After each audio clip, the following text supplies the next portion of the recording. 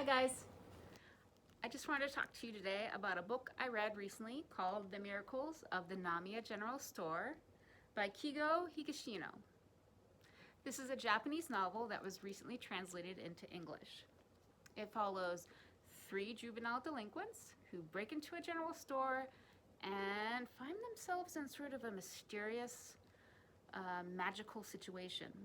A letter appears in the mail slot and they decide to open it, and they find that it's from 1980. And they're baffled. They don't know why they've received this letter from 1980 and it's present day. They decide to respond to it and they get another one back.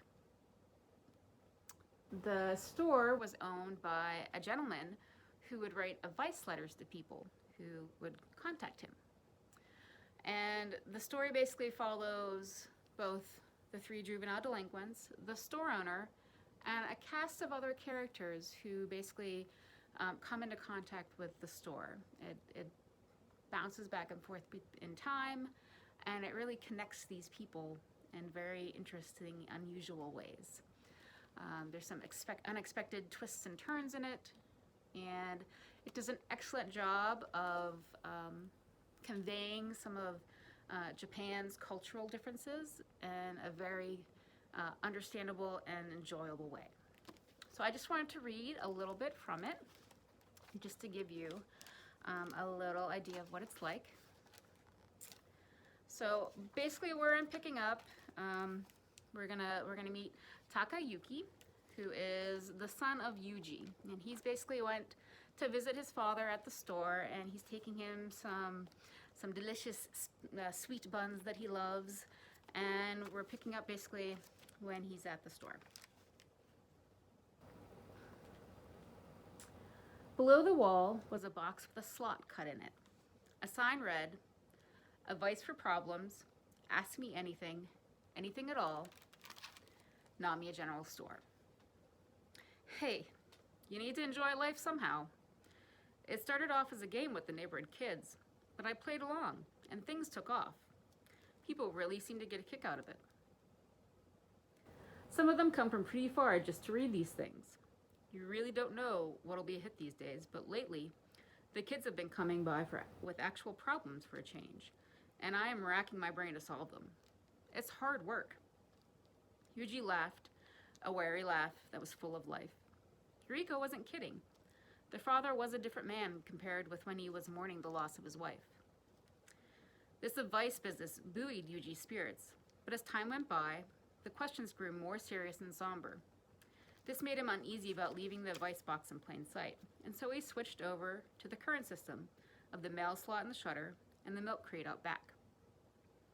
When goofy letters came in, he still posted them along with his response on the wall.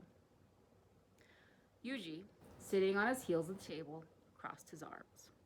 His pad of stationery was open, but he didn't reach for his pen. His lower lip was slightly pouted, and wrinkles appeared between his eyebrows. "You're really giving that some thought," Takayuki noted. "Is it a hard one?" Yuji nodded patiently.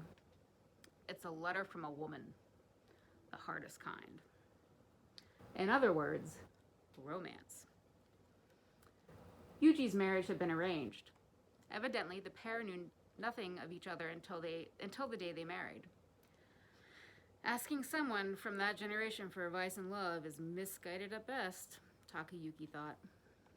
"Just write anything. Who cares?" "Excuse me? You think I could do that?" Yuji sounded perturbed. Takayuki shrugged and stood up from the floor. "You got beer, right? I'll help myself." He didn't get an answer out of Yuji, but he went to the fridge anyway. It was an early 2-door model, one that had belonged to Yuriko's in-laws until they bought a new fridge 2 years back.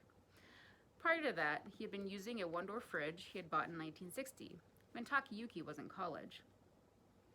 Inside, Takayuki found 2 cold half-liter bottles. Yuji loved his beer and always kept the fridge stocked. He hadn't always cared for sweets. The buns from Kimura had only become his favorite in his 60s. For now, Takayuki grabbed one of the 2 bottles and popped the cap. He took 2 glasses from the cupboard and brought them to the table.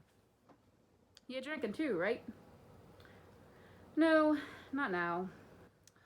"Well, everything okay?" "I don't drink until I've finished with the letters. I've told you that before." Takayuki nodded and poured beer into his glass. Yuji, deep in thought, turned his face to Takayuki. "The father has a wife and kids." "Huh?" Takayuki vocalized. "What's that supposed to mean?" Yuji held up the envelope. "The woman who wrote this. The father has a wife." Takayuki didn't get it. He had another sip of beer and set down his glass. "What's so odd about that? My dad had a wife and kids too. She might be gone now, but the kids are still alive. Me, for example." Yuji scowled and shook his head. He was getting pissed. "This isn't about me. You're missing the point. I don't mean the woman's father. I mean the baby's." "Baby? Whose?" "That's what I'm saying." Yuji waved his hand impatiently. "The baby's in her belly. This woman's." "What?" It took Takayuki another second.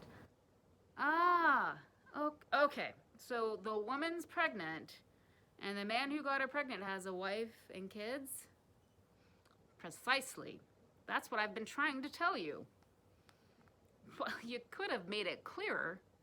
Who wouldn't think that father meant her own dad?" "That's what you call jumping to the conclusions." "I guess so." Takayuki tilted his head and reached for the glass. "What do you think?" asked Yuji. "About what?" "About this. What else? This guy has a wife and kids, and this woman's carrying his baby. What should she do?" Takayuki finally understood the problem. He had another sip and sighed impatiently. "Girls these days have no principles, and they're stupid. Nothing good can come from fooling around with a married man." What the hell was she thinking? Yuji made a sour face and smacked the table. "I'm not asking for a lecture on morality. She needs advice. What can she do?" And hopefully you will check this book out and find out what advice he gives her and what other interesting and strange things happen at the Namiya General Store.